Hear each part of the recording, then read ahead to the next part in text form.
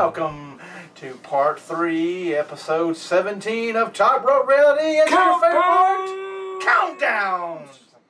And let's get started because I know you're waiting. You're welcome. Well, let's get started with the network countdowns. Yes. Yeah, networks countdown top 10 managers. This is a great list. What do we need now? Managers. They want to talk about the top 10. Where are the great managers at? All gone. Zeb, I'm glad Zeb is here. Thank you, Zeb, for sticking around. And especially Paul Heyman. Yes. But we need more managers. If you're getting old, start being a manager. Quit wrestling. Exactly. Flair's supposed to come back. Christian. But why is Flair with Miz? Why are they going to put Miz? I like it better with Dolph. I would love it better with Dolph.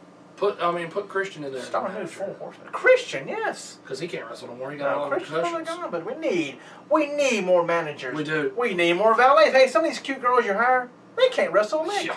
Lead a guy to the ring. Like Lana. You know Lana, yes. Yes. She's doing great in that role. The Ravishing Russian. There you go. Well, let's start with the managers here. Number 10. Number 10, she was a Hellcat. She could wrestle, she could run her mouth, and she could fight any man face to face. She was scary. She was a sister. She was sensational, and she was a queen.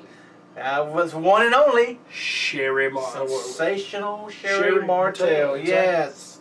She'd kick your ass. I don't care if you're a woman or a man. Was she related to Rick Martel? She was not. Okay. I don't think. That would be interesting. I've never heard that before, but... I didn't even think about it until I just said the name. I was like, wait, Rick Martel, what? Over all these years of watching, I've never heard them connected like I have with Jake and his... and Rock and Robin and Sam Houston. And you never even thought about it, have you? Not really. No. Number 9. Should have been better on the list. Kind of surprised by this one. Should have been better. The man who led one of the greatest groups in wrestling of all time, the Four Horsemen, the man. J.J. Dillon. Yes. Yep. I wish he would have been a manager in the WWE. Yeah. What could he have done? He just worked backstage with the writing. That was it. That was it. Never been able to show his manager how what great if of a he manager was with he the Brainbusters instead of him? That would have been interesting. And it would have made sense. But anyway. Number 8. Called the Brainbusters because That's they took true. after Bobby. That's true. Number 8 is one classy man. Yeah, pencil neck geek. That's right, Freddie Blassie. The great man person who pissed off people when they thought it was real. Getting stabbed all the time. It was crazy. Yes. Number 7. Mr. Fuji. Mr. Fuji. He led so many tag teams and then Yokozuna. Yokozuna, yeah. Became a world champion. The only world champion under Mr. Fuji, I do believe. Because everybody else was tag teams. Number 6, the man who was right in the middle of the rock and wrestling revolution. And a man, when you mention tag teams and championships, this man is on the top of the list. For pushing tag teams in that direction. Yes, and when they did the rock and roll thing, he fit right in. He did with, what's her face? Cyndi Lauper. Cyndi Lauper, crazy woman. It is Captain Lou Albano. Yes. Yes. Number 5. The first lady of professional wrestling. Right. Not Maria. Not Maria. She is the first lady now. She is now. This was the very first lady of professional wrestling. Ladies and gentlemen, this is Miss Elizabeth. Yes. You are missed. And next. Sure. Number 4. Jimmy Mouth of the South Hart. Yes. With that megaphone, I mean, I know Jimmy's old, but I would love to see Jimmy manage somebody now. I think he can still manage people. Just don't take no bumps. Exactly. Number 3. Throw your megaphone in there. Have them be. How many? Come on, people. It's easy. It's ABC. It's true.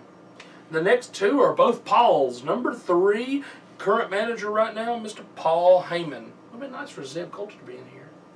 Even as Dutch Mantel, you know? Yeah, but they're not going to call him Dutch. Well, Paul Heyman here, I mean, he's done a lot. He's managed a lot of big stars. That's true. But now the main thing, the number one thing on the list that you will remember about Paul Heyman is he is the man who managed the man who ended the streak of the man at WrestleMania. 21. He is the 1 and 21 and 1. That's right. Number 2 is the man who led Mankind, who led Vader, who led Kane, and most importantly led Undertaker. But he also was Rick Rude when he was Percy Pringle. There you go. But they didn't put him in here as Percy Pringle. No, but they did show footage of him as Percy Pringle. Yes, they put him in here as Paul Bearer. He was a great manager. He's a great manager at Percy Pringle. I mean, he had a long, long career. Yes. Rest in peace. And number one, the greatest manager of all time. They got the list right this time. They did. We don't like, about JJ. JJ should have been moved around. But the I am very happy with this of all list. time. The man who could, he could talk with the best of them, and he can manage champion after champion after champion. I was even listening to Stone Cold Steve Austin the other day, and he said that this man right here could go with the best of them and actually was a better worker than a lot of the boys that were currently working. Oh, yes. This man right here was the brain. Yes, Bobby Heenan. Bobby Heenan. I just hate that he's sick. I know he's just been through so much. He has been through so much, but he deserves to be number one. He is the greatest, and will go down in history as the greatest manager. See, what is he known? He's known for his voice. He's known for talking to people, and that's what was taken away from him. Yes. And that's the saddest thing about the whole thing. Very weird. Now we're going to go into another list: the top 50 most beautiful people. On. Sit down. Don't leave, because I saw y'all said when he said 50, I felt like y'all get up and walk off. Yes. Don't walk off, because we're not going to do 50. Nope. We're going to do them over weeks. If we did 50, we'd be here all day. So we're only going to do a few. Number 50 is Caitlyn. Number 49, CM Punk. A little weird. Yes, I thought Caitlyn was behind CM Punk. There you go. Number 48, Melina. Yeah. How is number 47 better looking than Melina? Matt Striker. I know. A little weird. A little weird. Who picked this list? Number 46, Dolph Ziggler. Number 45, Naomi. You gotta get some hot sexual chocolate in there. There you go. Number 44, Triple H. He must not have nothing to do with the list, because he would have been a lot higher. Uh-huh. Number 43, a lady who did not mind being naked on Raw and SmackDown. She didn't care. She popped them out anytime she wanted to. The Cat. No wonder Lawler liked her so much. Yeah, the ex of Jerry the King Lawler. The guy that made him leave the company. Very odd. Number 42 would be better off than the Cat. It was strange. It must have been the money or connections or something. Number 42 is Eric Bischoff. I know, like, what? Y'all need to reevaluate this. Maybe have a beautiful men and beautiful women. Two different lists. Number 41, because you come up with 50 women and 50 men. Right. Come on. Number 41. Hey, I mean, he's got that crazy boy look. I guess that's what they're looking for. I don't know. Some women like it. Dean Ambrose. They like the Nutsy boys. Yeah, they think the Nutsy boys are hot. They're crazy. So that's it there for the 50 most beautiful. And we'll be back next week on those. Yes, as we'll continue on. So don't forget about those. And then this is pretty interesting. Now, with this past week being the 18th, 18 years. It's crazy. Since the beginning of when Austin 316 began. Right. We thought we'd do a little top 10, top King of the Ring winners. Number 10, God rest his soul, King Mabel. Number 9, a man who I believe will be back in the WWE before his career is totally over. Yes. Kurt Angle. It's 8. real. It's damn real. Number 8, a man who I wish was still around, Edge. But thank goodness he found it before something major happened. Of course. Number 7 is the man. Who beat the man? 21-1, Brock Lesnar. A man who is truly a king, but needed a little bit more a gimmick when he comes to the WWE. That's right. Harley Race. Harley Race. Number 5, Bret the Hitman Hart. Who can forget the King versus the King, Bret Hart versus Jerry Lawler? Who can forget that terrible looking crown he had to wear when he first won it? Number 4, Triple H. Has got to be on the list. He's the King of Kings. Oh, number 3, one of the true ones. Throw the pinky up for King Booker. Number 2. Oh, the Macho King. Macho King Randy. I love the Macho King. That was a great gimmick for him. I mean, it's something different. That's true.